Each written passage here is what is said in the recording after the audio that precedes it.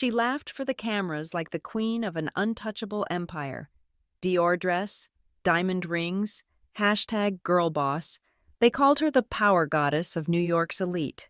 But they didn't know one thing: everything she owned: the mansion, the yacht, the $75 million company shares all stood on quicksand I had carefully laid, and today, in front of 312 reporters, I needed just one email, one signature, one sentence, and everything she had would burn to ash on live television.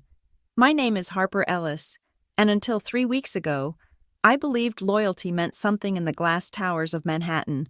32 years old, head of finance at Astoria Dynamics. I'd spent 7 years climbing from junior analyst to managing $75 million in development funds.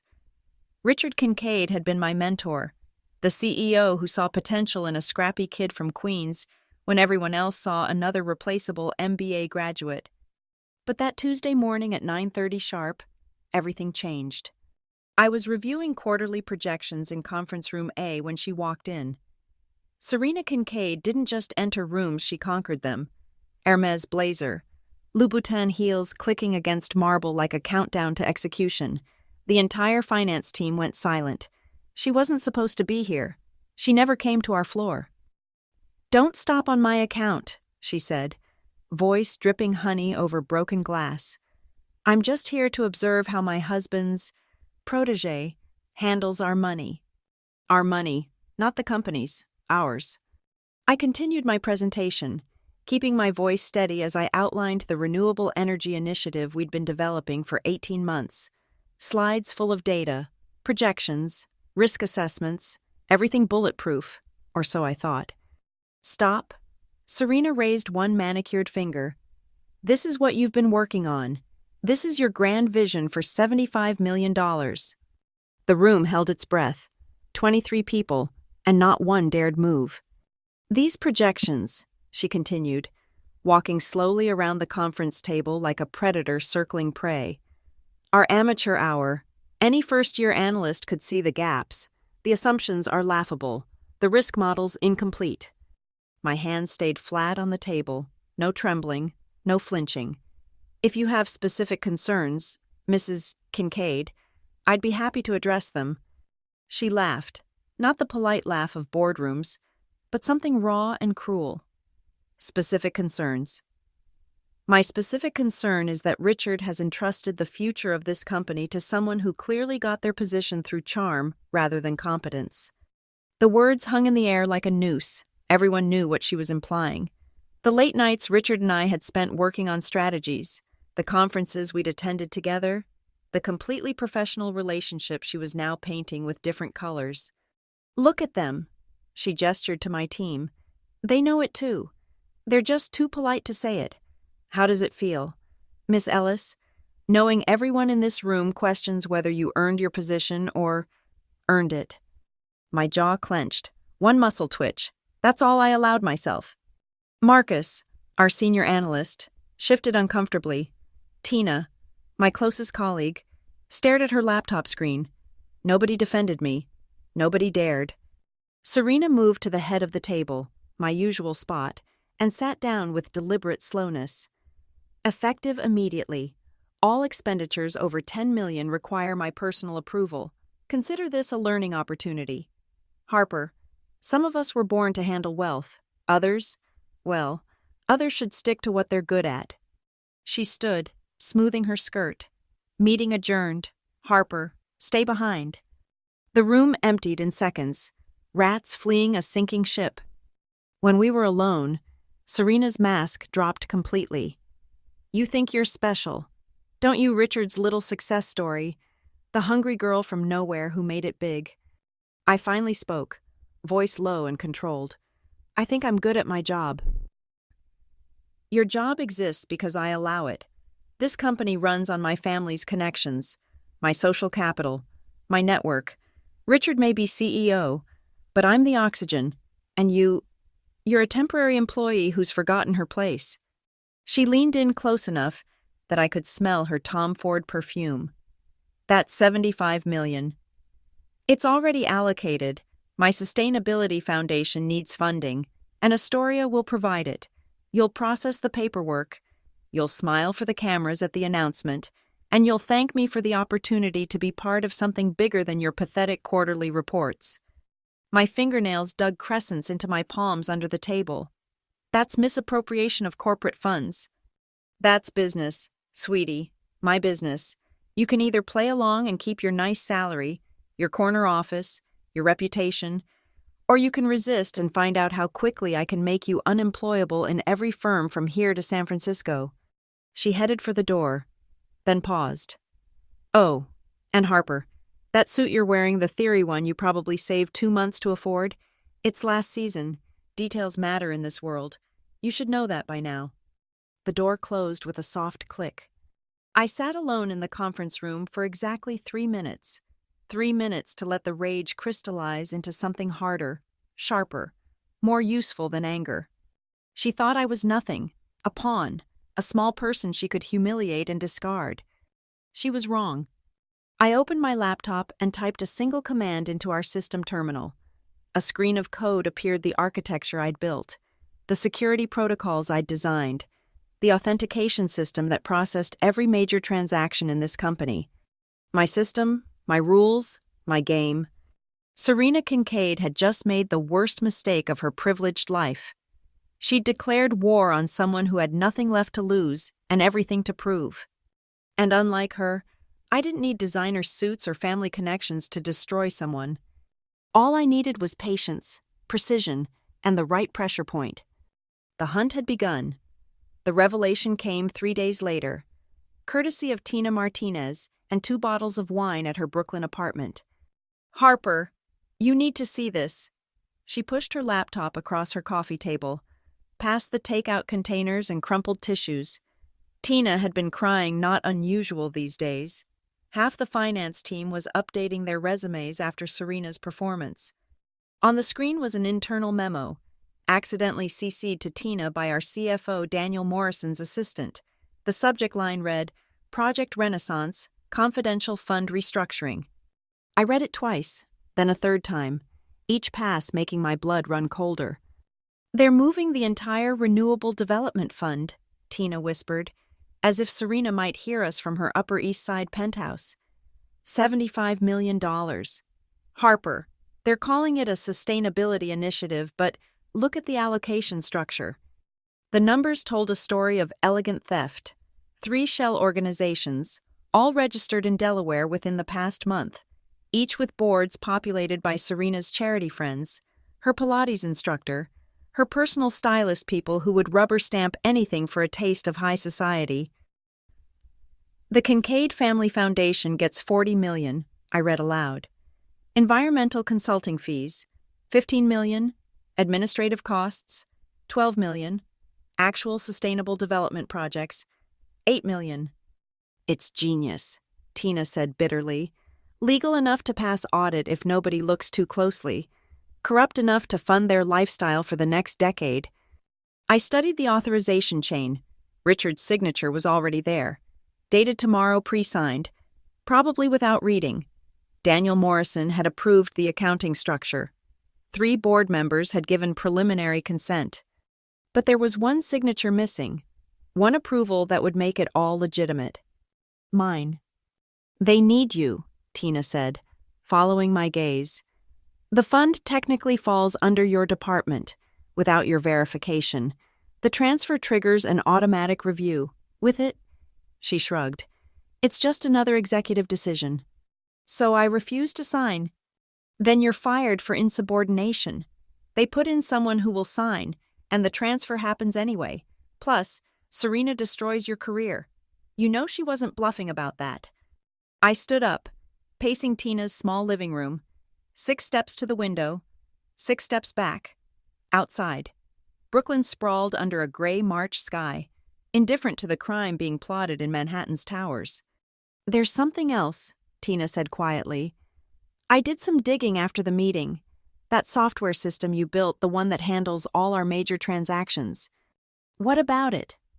Did you ever actually transfer the intellectual property rights to Astoria? I stopped pacing.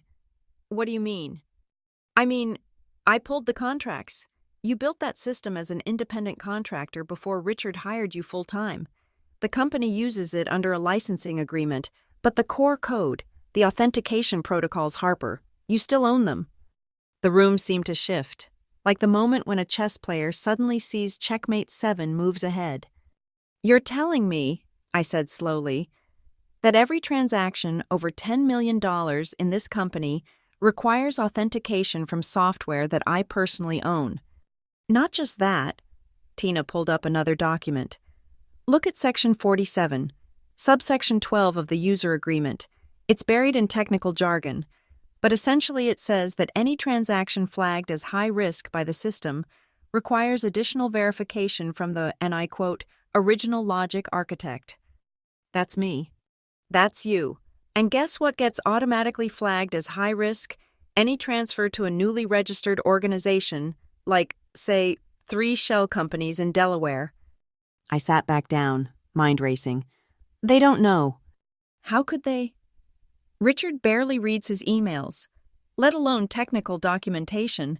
Serena thinks technology is beneath her. Daniel Morrison can barely operate Excel. And the legal team that approved this, Tina laughed. They were more concerned about liability insurance than authentication protocols. But eventually they'll figure it out, when the transfer fails. Will it fail? Tina interrupted. Or will you make them think it's processing normally, right up until the moment it doesn't? I looked at my friend quiet, careful Tina who'd never broken a rule in her life, and saw something I recognized. The same rage that had been building in me since Serena's humiliation. The same hunger for justice in a system designed to protect the corrupt. This is dangerous, I said. So is letting them steal $75 million while we watch. I'd need help, someone who understands the legal implications, someone inside the system but outside Serena's circle. Tina smiled for the first time in days. Carl Brennan. Of course, Carl from legal. 20-year veteran. Passed over for promotion 3 times because he refused to play politics. Serena had publicly dressed him down last year for questioning one of her charity allocations. He'd been counting days to retirement ever since. You think he'd risk it? I think, Tina said, refilling our wine glasses, that Carl Brennan has been waiting 30 years for a chance to matter, just like us. I pulled out my phone and scrolled to Carl's contact. My thumb hovered over the call button. Once I made this call, there was no going back. I'd either destroy Serena Kincaid or she'd destroy me. There would be no middle ground, no peaceful resolution, no forgiveness. But then I remembered her words. Some of us were born to handle wealth. I pressed call. Carl answered on the second ring. Harper, it's 9:40 at night. This better be important. Carl, it's about the $75 million transfer. I need to show you something about the authentication protocols. A long pause. Then, I've been wondering when someone would notice that. Your place or mine? Neutral ground. The diner on 42nd Street. 1 hour. Harper, Carl said, his voice carrying the weight of experience. Are you sure you want to pull this thread once it starts unraveling? It's already unraveling. Carl, the question is whether Serena gets tangled in it or we do. Another pause. 1 hour. Bring everything. I hung up and looked at Tina. You can still walk away. This isn't your fight. The hell it isn't, she said. Serena made it my fight when she humiliated my best friend in front of my entire team. Besides, she pulled up another screen. I've been tracking irregular transfers from the company for 6 months. This isn't her first theft, just her biggest. The invisible hand that had been controlling Astoria's finances was about to learn what happened when you squeeze too hard. The pawns were about to become queens. The diner on 42nd Street hadn't changed since the 80s red vinyl booths, flickering neon, coffee that could strip paint. Carl Brennan was already there when I arrived, hunched over a laptop in the corner booth, looking every inch the corporate lawyer who'd given up caring about appearances. 20 years, he said without preamble as I slid in across from him. 20 years of watching the Kincaids and their ilk treat this company like a personal piggy bank. You know what my breaking point was? I shook my head, signaling the waitress for coffee. Last year, Serena killed a whistleblower complaint. A junior accountant found discrepancies in her charity allocations. Kid came to me, terrified but determined to do the right thing. I filed the report through proper channels. Carl's jaw tightened. Serena had the kid fired for performance issues within a week. Blackballed him across the industry. He drives Uber now. What happened to the report? Vanished. Like it never existed. That's when I started keeping my own records. He turned his laptop toward me. Every questionable transaction, every buried audit, every convenient resignation. 3 years of evidence that I couldn't use because I didn't have the smoking gun. Until now. Carl pulled up a document. I've been reviewing your software licensing agreement all evening. It's brilliant. Harper. Maybe accidentally brilliant, but brilliant nonetheless. How so? You created what we call a golden key provision. It's buried in subsection after subsection of technical specifications, but essentially, you maintain override authority on all critical transactions. The board approved it because they thought they were signing off on standard security protocols. Tina arrived then, shaking rain from her umbrella. Sorry, the subway was a nightmare. She pulled out a tablet. I've mapped the entire money flow. Want to see something interesting? The screen showed a web of transactions dating back 2 years. Serena's name wasn't on any of them directly, but the pattern was clear: money flowing out through consulting fees, returning through donations, disappearing into renovation costs for properties the company didn't own. She's been doing this all along, I breathed. The $75 million isn't a one-time theft. It's the culmination. The grand finale, Carl corrected. With that much money, she and Richard could disappear if things went south. Set up in Switzerland, maybe Monaco, live off the interest while Astoria burns. So we stopped them. Carl leaned back, studying me. You understand what you're proposing. This isn't just about blocking a transaction. We'd be exposing years of fraud. Richard goes down too. Not just Serena. The company stock tanks, people lose jobs, retirement funds evaporate. Or we let them steal $75 million and the company collapses anyway. Just slower. Fair point. Carl pulled out a legal pad. The old-fashioned kind. Here's what we need to make this work legally. First, we document everything, every communication, every transaction, every piece of evidence, build an airtight trail that even Serena's lawyers can't dispute. Second, Tina added, we need to control the narrative. If this comes out wrong, Serena spins it as a technical glitch or a disgruntled employee's sabotage. And third, I said, we need to make it public in a way she can't contain. No closed-door board meetings where deals get made. It has to be explosive, visible, undeniable. Carl smiled, the expression transforming his tired face. You're thinking about the investor conference. 3 weeks away, every major shareholder, financial journalists, industry analysts. Serena's planning to announce the sustainability fund there. She's already sent save the dates to media contacts. 312 confirmed attendees as of yesterday, Tina confirmed, checking her phone, including Rebecca Walsh from the Wall Street Journal. She's been investigating corporate fraud for 15 years. So we let Serena build her stage, Carl said slowly. Invite her audience, shine her spotlight. And then we show them what's really happening when she tries to transfer the money live. I finished. Carl started writing, his legal mind already working through the implications. We'll need safeguards, legal protections for all of us. Whistleblower documentation filed with the SEC, sealed but ready. Evidence packets prepared for distribution. I can modify the authentication system, I said, not to commit fraud, but to require additional verification for suspicious transactions. Completely legal, completely within my rights as the license holder. What kind of verification? Tina asked.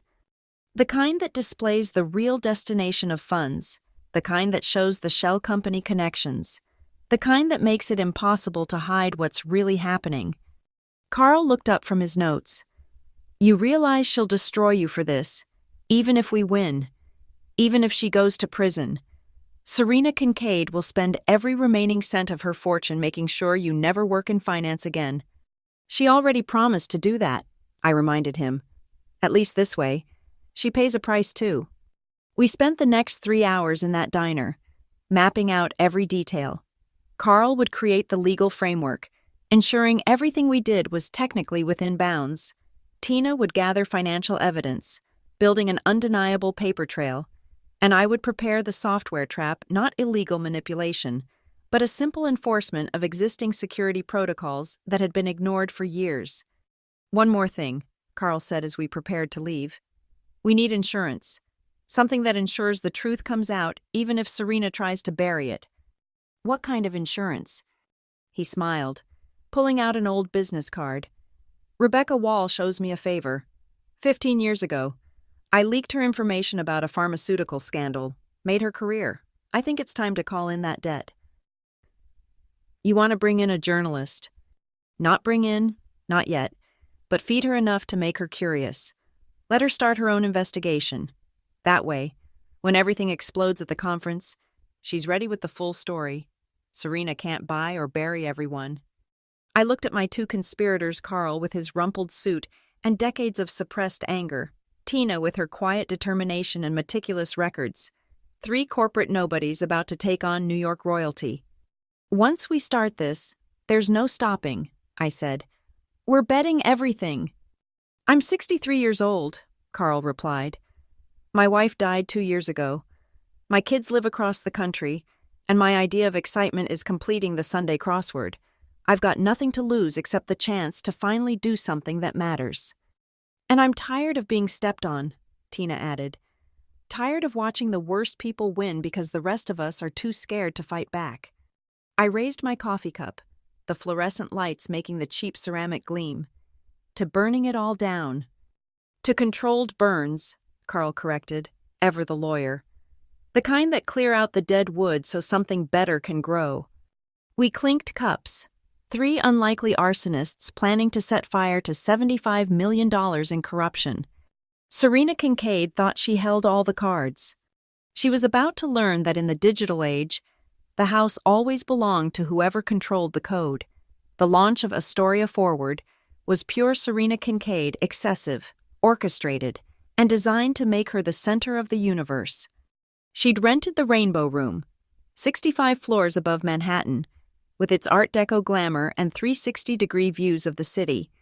The invitation list read like a Forbes power-ranking hedge fund managers, tech CEOs, 3 senators, and enough media to guarantee wall-to-wall coverage. I stood at the edge of the crowd in my one good cocktail dress, black, understated, invisible, watching Serena work the room. She wore custom Valentino, emerald green to match the sustainability theme, diamonds catching the light like small explosions.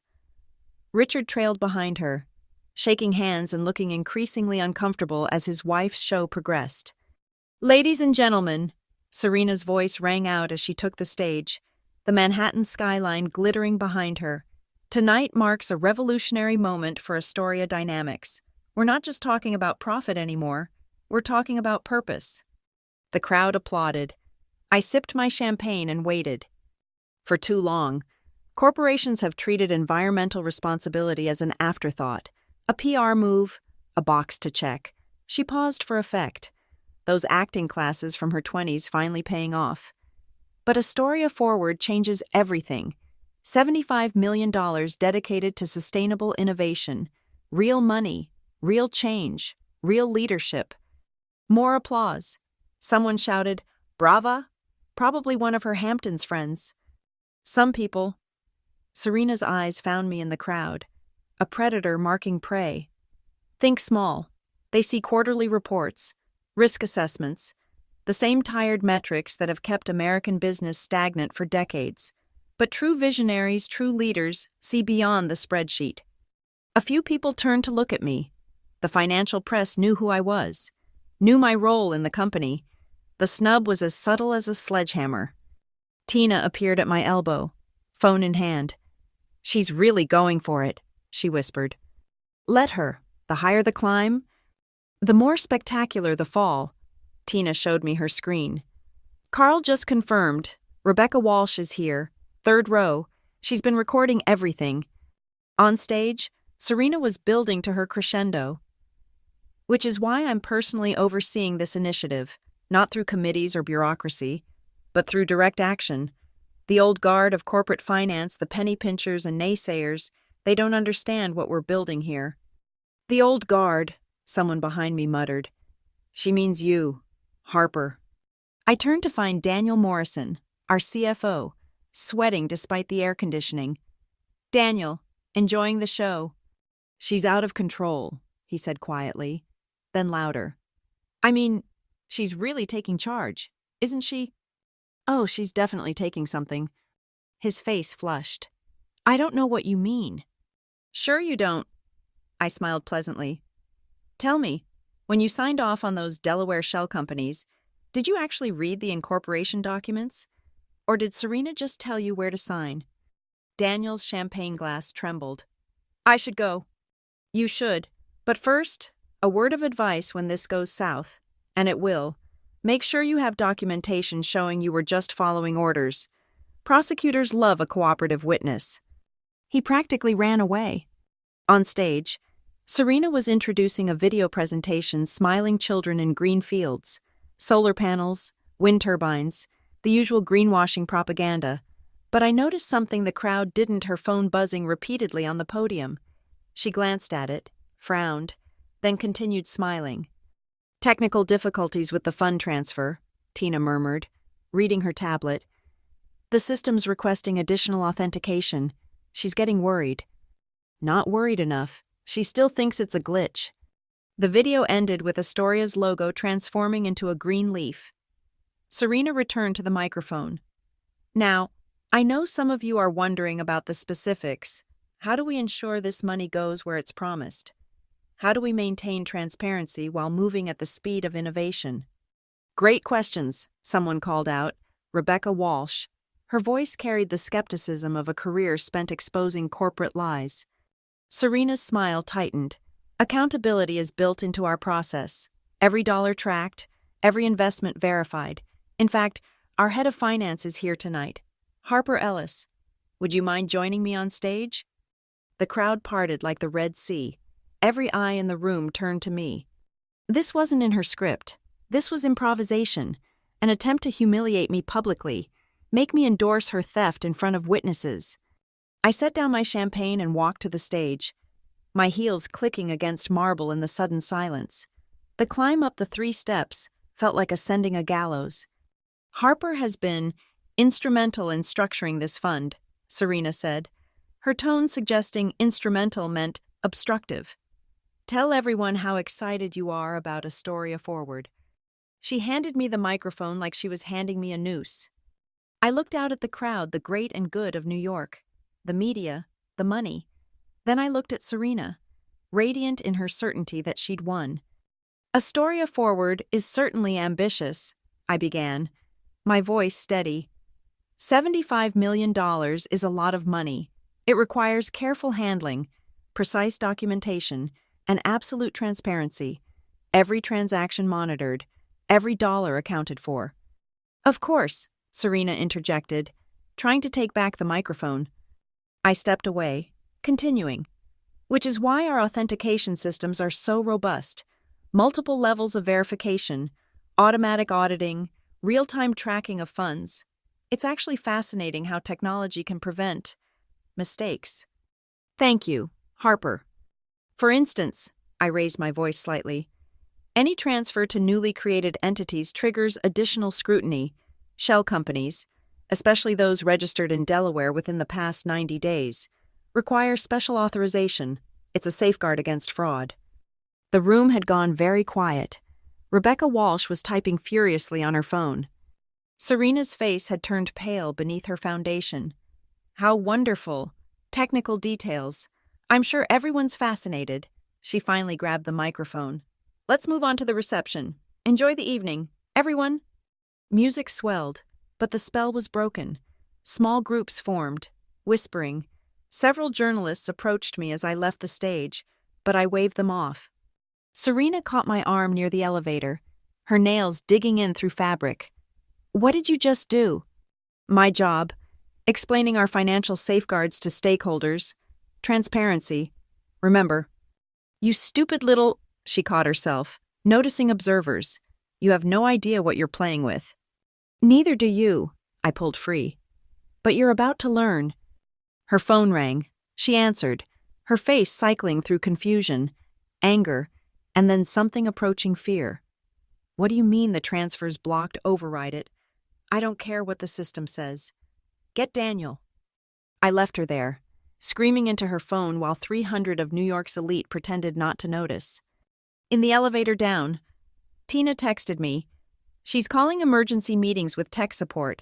They can't figure out why the system won't process. Daniel's having a meltdown. I texted back, let them panic. Conference is in 5 days. 5 days for Serena to realize her kingdom was built on code she didn't control. 5 days for her to understand that sometimes the person you step on is the one holding you up. 5 days until $75 million in fraud detonated in front of the world. The elevator descended through floors of light toward the dark street below, and I smiled. Serena thought she was the queen. She was about to discover she'd always been playing on my board. The day of the transfer arrived like a thunderstorm, inevitable and electric. I arrived at the office at 7:30 a.m. to find chaos. The IT department had been there all night. Pizza boxes and energy drinks scattered across their workspace like casualties of war. Serena had demanded they fix the glitch preventing her $75 million transfer. Harper, Kevin from IT, stumbled toward me, exhaustion written across his face. Thank God. The system keeps rejecting the Astoria forward transaction. Mrs. Kincaid is... He lowered his voice, losing her mind. What's the error message? That's the thing. It's not an error. The system says it needs verification from the original logic architect. We've tried everything: admin overrides, backdoor access, even rolling back to previous versions. Nothing works. I kept my expression neutral. Have you checked the authentication protocols? Which ones? There are like 15 layers of security. You built this thing like Fort Knox. I built it to protect the company's assets. Let me take a look.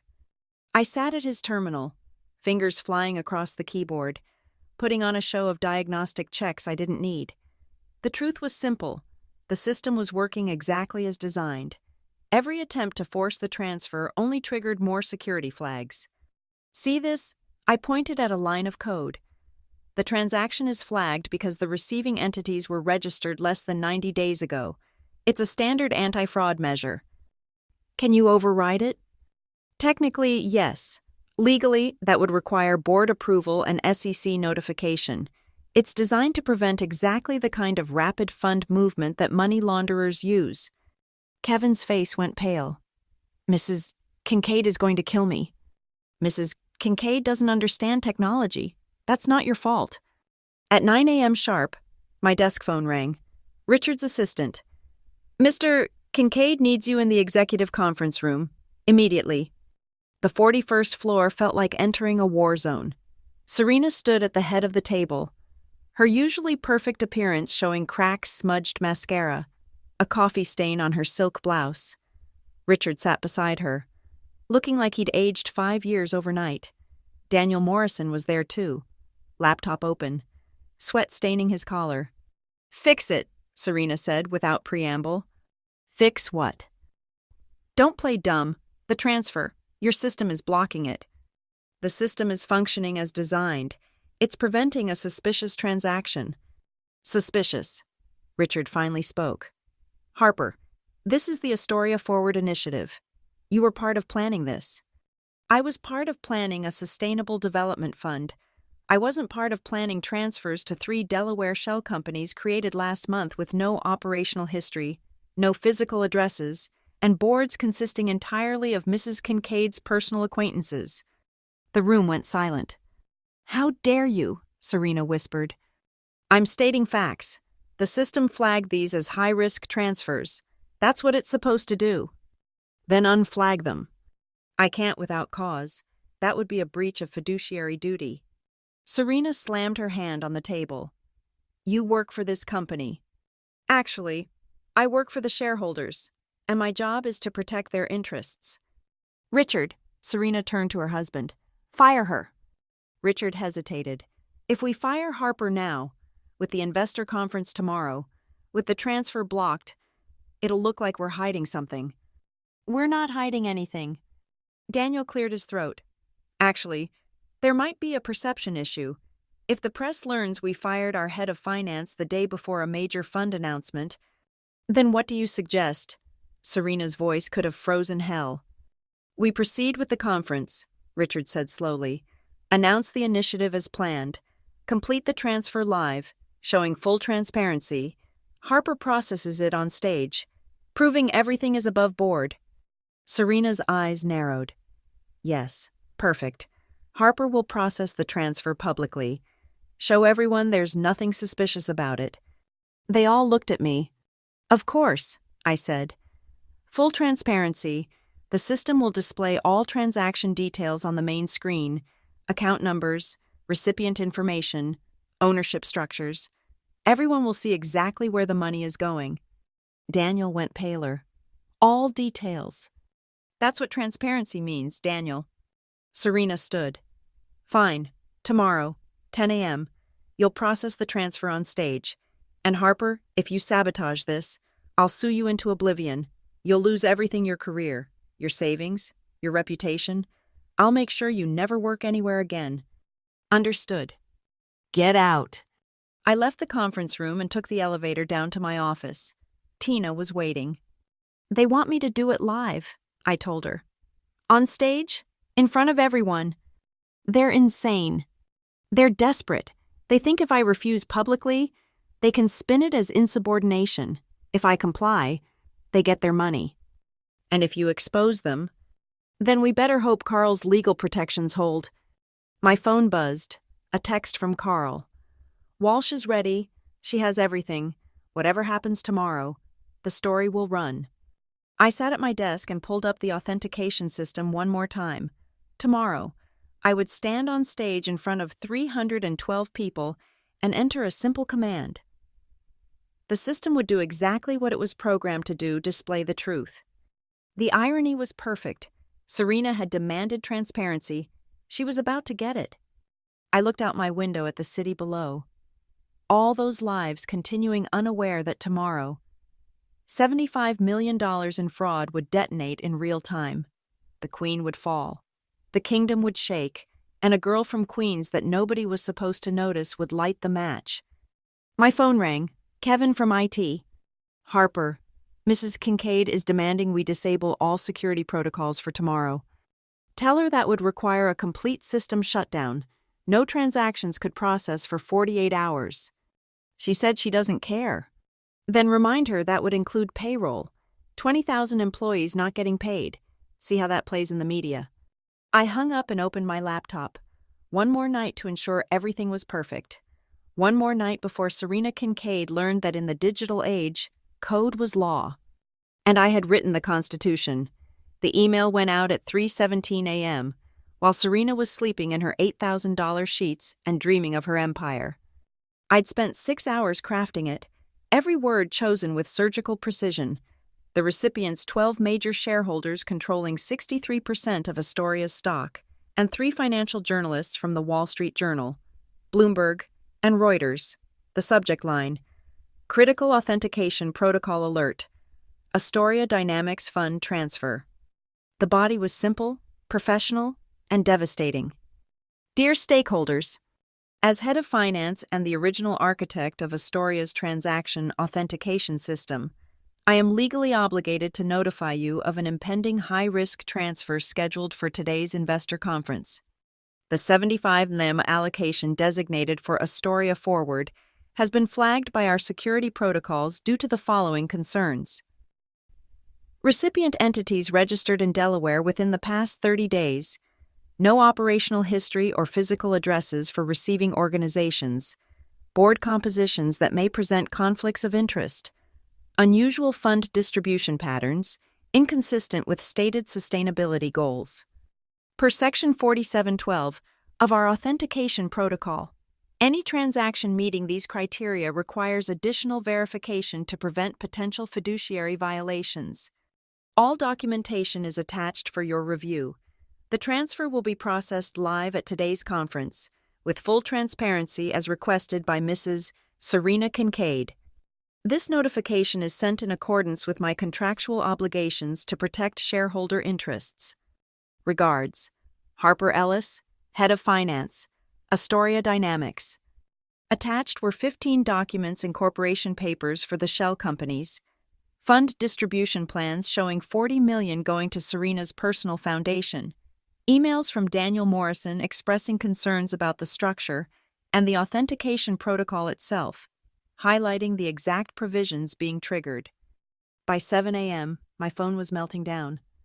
Richard called first. "Harper, what have you done?" "My job? The protocol requires notification of stakeholders for flagged transactions. You've sent this to journalists. The protocol doesn't distinguish between stakeholder types, transparency, remember." He hung up. Daniel called next, practically hyperventilating. "They're asking for my resignation. The board wants to know why I approved the structure." "Did you keep documentation of Serena's instructions?" "Yes, but..." "Then you're fine. Cooperate fully. You were following orders." Serena didn't call. She was smarter than that. Everything she said would be recorded, potentially used as evidence. Instead, she sent a text. "You're dead to me." I replied, acknowledged. Twitter exploded at 8:30 a.m. Someone, probably Rebecca Walsh, had leaked portions of my email. #AstoriaGate was trending within an hour. Financial blogs were dissecting the shell companies, finding connections to Serena's Hamptons friends, her charity galas, her entire social network. Tina found me in my office at 9 a.m., laptop in hand. "You need to see this." She pulled up a Bloomberg terminal. Astoria's stock was down 12% in pre-market trading. "The board is in emergency session," she said. "Carl's there as legal counsel. He says they're discussing whether to cancel the conference." "They won't. Too late to stop it now. The media is already setting up." "Harper." Tina hesitated. "Security just told me Serena's hired private investigators. They're digging into your background, looking for dirt." "Let them dig. I grew up in a 2-bedroom apartment in Queens, went to state school on scholarships, and never took a penny I didn't earn. My biggest scandal is that I once dated a married man before I knew he was married." "You're really going through with this?" "The transfer is scheduled for 10 a.m. I'll be on stage, as requested. The system will do what it's designed to do." My phone buzzed. A message from an unknown number. "Miss Ellis, this is Arthur Blackstone, majority shareholder. I've reviewed your documentation. Proceed as you see fit. You have my full support." Arthur Blackstone controlled 18% of Astoria. With his backing, Serena couldn't touch me, at least not legally. At 9:45 a.m., I stood backstage at the conference center, watching the crowd gather. The original 312 had swelled to nearly 500. Every financial journalist in New York had shown up. CNBC was broadcasting live. Richard found me in the wings. He looked destroyed. "Harper, please, think about what you're doing. This is my company, my life's work." "Your company will survive. Richard, your wife's theft won't..." "She's not..." He stopped, unable to finish the lie. "She's my wife. And she's stealing $75 million. You know it. The board knows it. Everyone knows it. Can't we handle this privately?" "We could have, but Serena chose this stage. She wanted the spotlight." He walked away without another word. At 9:58 a.m., Serena appeared beside me. She'd pulled herself together, fresh makeup, new dress, perfect smile. The queen preparing for her execution, still believing she could talk her way out of it. "Last chance. Harper, process the transfer normally, and I'll make sure you're taken care of. A golden parachute, $10 million, enough to disappear and start over anywhere." $10 million to betray my integrity. Integrity doesn't pay rent. No, but it lets me sleep at night. The lights dimmed. The announcement began. "Ladies and gentlemen, please welcome Serena Kincaid and Harper Ellis to demonstrate Astoria's commitment to transparency in the Astoria Forward initiative." Serena grabbed my arm as we walked on stage, her nails drawing blood through my sleeve. "Remember," she hissed, "I gave you a choice." "So did you," I replied, pulling free. "You chose to humiliate me publicly. Now we're even." We stepped into the lights, into the cameras, into history. 312 witnesses in the room, millions more watching online. The laptop waited on the podium, connected to the giant screen behind us. In 60 seconds, I would type a command that would destroy Serena Kincaid's world. She stood at the microphone, still smiling, still believing she could win. "Good morning, everyone. Today, we make history. Today, we prove that corporate responsibility isn't just words, it's action. Harper, would you please initiate the transfer?" I stepped forward to the laptop. The room held its breath. My fingers hovered over the keyboard. Time to burn it all down. I typed the transfer command. The screen behind us illuminated with the Astoria Dynamics logo, then transformed into a live transaction interface. Every detail was visible in 40-foot projections.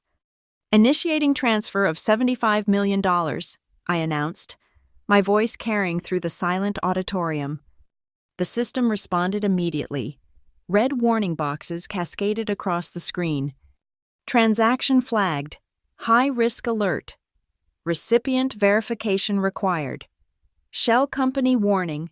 Entity registered 22 days ago." Serena's smile flickered. "Just a security protocol," she said into the microphone. "Harper, please proceed with the override."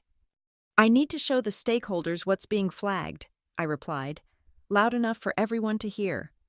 "Transparency, as you requested." I clicked on the first recipient. The screen exploded with information. "Kincaid Family Foundation, registered Delaware, 22 days ago. Board members S. Kincaid President, M. Worthington Yoga Instructor, P. Chen Blake Personal Stylist. Allocated amount, $40,000. Stated purpose environmental consulting, actual infrastructure none." Gasps rippled through the audience. Cameras clicked like machine gun fire. "This is Serena started?" I clicked on the second entity. Green Future Consulting, LLC. Registered Delaware. 18 days ago, owner offshore holding company. Cayman Islands, ultimate beneficiary redacted. Requires court order, allocated amount, $15,000. $1,000. Previous transactions. None physical address. P.O. Box. The whispers turned to open conversation. Several board members stood up. "Continue with the transfer," Serena commanded, her composure cracking. "I need verbal confirmation that you want to override security protocols," I said. "For the record." "Yes, override them." I typed another command. The system responded. "Override requires authorization from original logic architect. Enter credentials to proceed." I turned to face the audience. "The system is requesting my personal authorization to override fraud prevention protocols. As the architect of this system and head of finance, I need to verify something first." Carl stood up from the third row, right on cue. "As chief legal counsel, I'd like to know why these funds are going to entities with no operational history." "That's not relevant," Serena began. "It's completely relevant," Arthur Blackstone interrupted from the front row.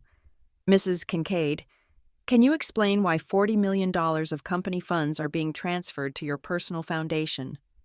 "It's for sustainability initiatives." "Then why?" Rebecca Walsh called out, journalist credentials swinging from her neck. "Do the incorporation documents list the foundation's purpose as general charitable activities at the president's discretion?" Serena grabbed the microphone from its stand. "This is a coordinated attack. Harper Ellis has manipulated the system to—" The screen changed. I hadn't touched anything. But Carl had submitted documents to the SEC that morning, and their automated filing system had just published them. The confirmation appeared on screen. SEC whistleblower complaint filed. Reference MAO, 2024 NYC 7839. Subject: misappropriation of corporate funds. Company: Astoria Dynamics. Amount in question: $75,000. Status: under investigation. The room erupted. Board members were on their phones. Journalists pushed forward. The CNBC anchor was speaking rapidly into her camera. "You did this?" Serena snarled at me, forgetting the microphone was still on. "You little nobody. You think you've won?" "I think I've told the truth." She lunged at me, actually lunged, on stage, in front of 500 people and live television. Security stepped in, but not before she'd grabbed my collar. "Process the transfer," she screamed. "You work for me." No, I said calmly, my voice picked up by every microphone in range. "I work for the shareholders, and I cannot, in good conscience, authorize a transfer that appears to violate federal securities law." Richard finally moved, pulling his wife back. "Serena, stop. It's over." "It's not over. I built this company. My connections, my network, my—" "Your theft!" someone shouted from the audience. The screen behind us flickered again. New information appeared: Tina's work, uploaded remotely. Historical analysis. Suspicious transfers. Past 24 months. $23,000. INIVA. Regular consulting fees. Recipient overlap with current shell companies, 78%. Funds traced to personal expenditures, 8.3 M confirmed. "Turn it off," Serena screamed. "Turn it off." But I stepped back from the laptop, hands raised. "I'm not touching anything. The system is in audit mode. It's automatically displaying all relevant information for stakeholder review." It was beautiful, in a terrible way. Every second, more data appeared. Wire transfers to art dealers. Payments to interior designers for properties Astoria didn't own. A yacht rental company in Monaco. Arthur Blackstone stood up. "I motion for an emergency board vote. The immediate removal of Serena Kincaid from any position within Astoria Dynamics." "Seconded," called 3 other board members simultaneously. All in favor. Every hand went up except Richard's. "Motion carried. Mrs. Kincaid, you are no longer associated with this company. Security, please escort her out." Serena looked around wildly, searching for allies, finding none. The society friends she'd packed the audience with were already leaving, distancing themselves from the scandal. Her phone was buzzing constantly, probably her lawyers, or maybe the FBI. "This isn't over. Harper," she said as the security approached. "I'll destroy you. I'll take everything." "You already tried," I replied. "And here we are." They led her off stage. Richard followed, shoulders slumped, his empire intact, but his marriage in ruins. The conference center was chaos. Journalists swarmed the stage. Board members huddled in emergency sessions. The stock price fell another 8% before trading was halted. But I stood in the eye of the storm, calm for the first time in weeks. Carl appeared beside me. "The FBI just called. They want all our documentation." "It's already prepared. Everything." "You know she'll be arrested by end of day." "I know." "Feel good."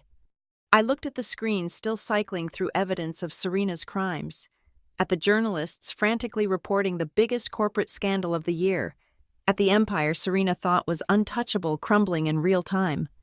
"No," I said honestly, "but I feel free." The screen finally went dark, displaying only one message. "Transaction canceled. Fraud prevention protocols enforced. $75 million saved. One corrupt executive exposed. And proof that sometimes the nobody from Queens could topple a queen." The war was over. I'd won, and I'd done it with nothing but code, courage, and the dangerous power of truth. The aftermath was swift and merciless.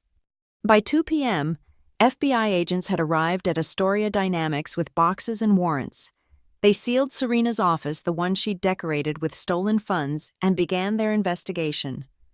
Richard Kincaid resigned as CEO effective immediately, unable to face the shareholders he'd failed to protect.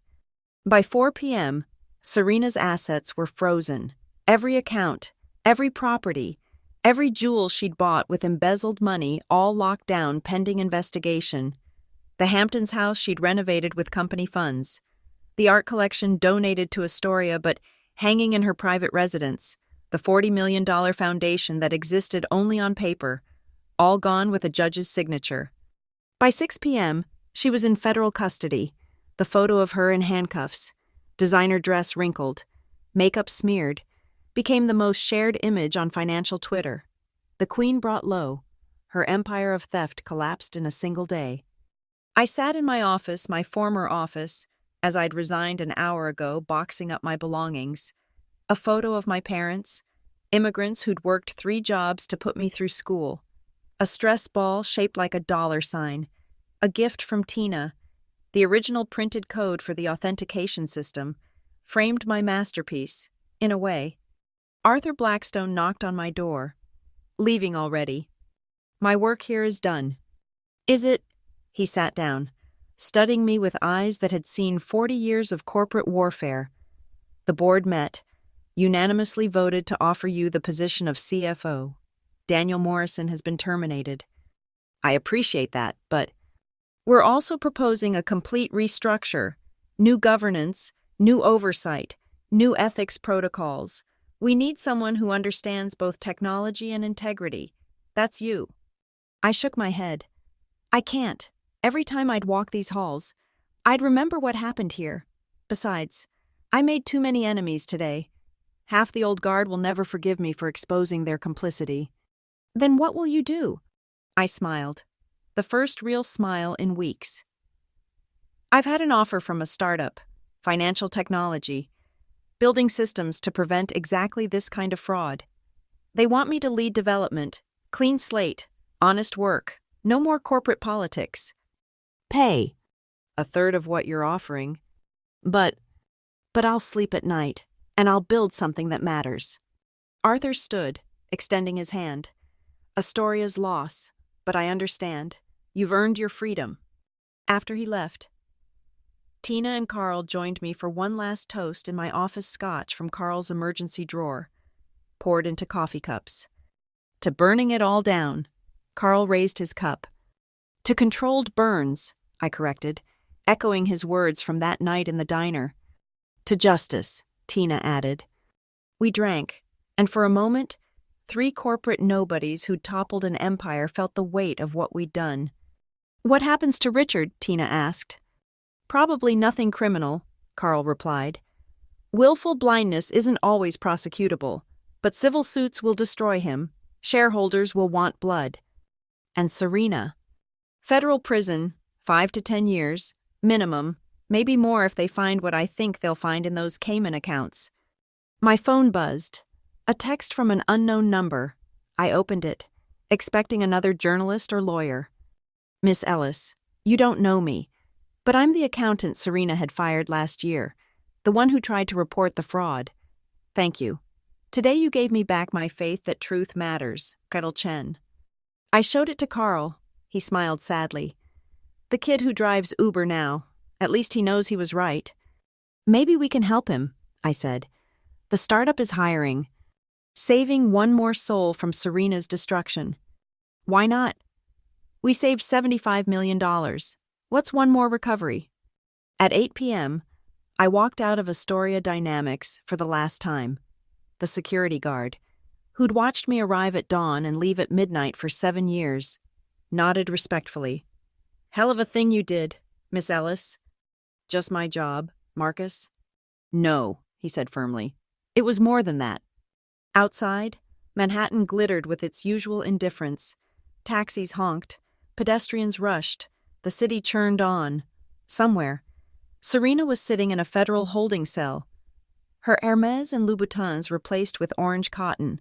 Somewhere, Richard was meeting with divorce lawyers. Somewhere, $75 million was safe from theft.